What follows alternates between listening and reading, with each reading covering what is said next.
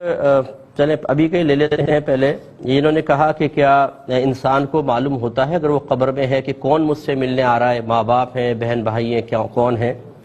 تو جی ہاں، بالکل شعور ہوتا ہے، وہ جانتا ہے کون ملنے آ رہے ہیں. بلکہ نبی کریم صلی اللہ علیہ وسلم کا فرمان ذیشان ہے کہ جب کوئی بہت ہی قریبی عزیز ملنے آتا ہے تو مردے کو سب سے زیادہ انسیت محسوس ہوتی ہے. اس لیے یہ سوچنا کہ شاید مردے کو پتہ نہیں چلتا کون آ رہا ہے کون نہیں، وہ بالکل محسوس کرتا ہے، غیر حاضری میں محسوس کرتا ہے. اور جو حاضر ہوتے ہیں ان میں جو جتنا قریبی ہوگا، جتنا پیار کرنے والا ہوگا، اس سے اتنی ہی زیادہ اس کو انسیت حاصل ہوگی. اب ہمارے یہاں بڑی عجیب و غریب صورتحال ہے. ماں باپ جو ہوتے ہیں وہ بیچارے قبروں کے اندر ہیں، اولادیں باہر رہ رہی ہیں. رسمی طور پہ جنازوں میں چہرہ دیکھنے کے لیے تو آنے کے لیے تیار ہوتے ہیں، آ کے اور اس کے بعد سال ہر سال پھر غائب رہتے ہیں. اس کے بعد ماں باپ تڑپتے رہیں قبروں میں، کبھی ان کی قبر کی زیارت کرنے کے لیے نہیں آتے ہیں. یہ ہمیشہ یاد رکھیے کہ جیسا انسان کرے گا مکافات عمل ہوتا ہے. پھر اپنی اولاد بھی پھر ایسے ہی کرے گی، قبر میں دفنا کر بھول جائے گی اور انسان قبر میں تڑپتا رہے گا. ایسا نہ ہو، ہماری کوئی دعا نہیں ہے خدا نخواستہ، لیکن ایک نتیجہ جو میں وہ آپ کو عرض کر رہا ہوں کہ بہت ہی بے حسی کا دور ہے کہ ہم نہ ایصال ثواب کرتے ہیں، نہ ثواب جاریہ، اور نہ قبر پہ آتے ہیں. اگر کوئی باہر سے آتا بھی ہے تو رشتہ داروں سے اتنا ملنا ہوتا ہے کہ قبر پہ جانے کا وقت ہی نہیں ملتا. جب وقت ہی نہیں ملا، بس حتیٰ کہ واپسی کی فلائٹ ہو گئی ہے. تو پھر یہی رویہ یاد رکھیے گا آپ کے ساتھ بھی عنقریب ہونے والا ہے.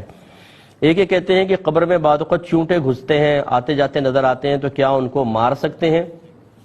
اس کے بعد جواب دیتے ہیں ایک مختصر سے بریک کے بعد. بسم اللہ الرحمن الرحیم. ایک یہ کویسچن تھا کہ قبر میں بعض اوقات چونٹیاں یا چونٹے جاتے آتے نظر آتے ہیں، تو کیا ان کو مارنا جائز ہے؟ تو جی بالکل جائز نہیں ہے. اگر وہ آپ کے لیے آپ کو کاٹیں، مضر صحت ہوں، یا مطلب غذاؤں کے اندر جیسے کچن وغیرہ کے اندر ہو جاتے ہیں بہت زیادہ کثرت کے ساتھ، تو گنجائش نکلتی ہے. لیکن قبر میں آ رہے جا رہے ہیں، ان کو نہ ماریں. ماریں گے بھی تو کتنوں کو مار لیں گے آپ؟ وہ باز نہیں آئیں گے. جن کو اللہ نے مقرر کیا ہے وہ ضرور قبر کے اندر جاتے آتے آپ کو نظر آئیں گے. تو ہمارا مشورہ یہ ہوگا کہ نہ ماریں. ہر چیز، ہر جاندار چیز اللہ تبارک و تعالی کا ذکر کرتی ہے. ہم ایک جہت سے تو یہ دیکھ رہے ہیں کہ شاید یہ مردے کو کاٹیں گے یا تنگ کریں گے، لیکن دوسری جہت سے بھی دیکھیں جتنے چونٹے چونٹیاں ہوں گی یہ اللہ کا ذکر کریں گے، اللہ کا ذکر کرتے ہوں گے تو رحمت نازل ہوں گی. اس سے مردے کو بھی انشاءاللہ فائدہ پہنچے گا. جب ایک تر شاخ جو نبی کریم صلی اللہ علیہ وسلم نے قبر پہ گاڑی اور فرمایا کہ جو امید ہے جب تک یہ تر رہے گی ان کے عذاب میں تخفیف رہے گی، تو ایک تر چیز جس کو میڈیکل سائنس بھی کہتی ہے کہ وہ بے جان، اور ہماری شریعت بھی اس کو بے جان مانتی ہے، اس لیے درخت کی تصویر بنانا جائز.